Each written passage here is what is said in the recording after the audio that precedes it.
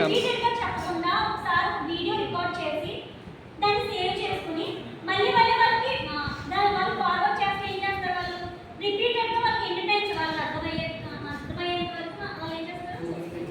ఓకేనా?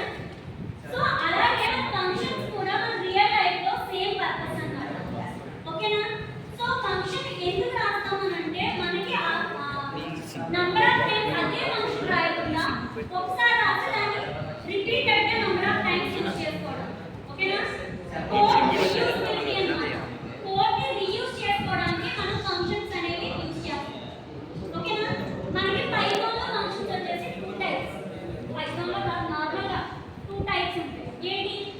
Pre defined ఒకటి, user defined ఒకటి. ఓకేనా? ప్రీ డిఫైన్డ్ అంటే ప్రింటింగ్ ఫంక్షన్స్ అన్నమాట. మీరు ప్రింట్ రాస్తున్నారా, ఇంకేం రాస్తున్నారు, డిఫాల్ట్ లెంత్ ఫంక్షన్ రాస్తున్నారు, ఇంకా నంబర్ ఆఫ్ ఫంక్షన్స్, టైప్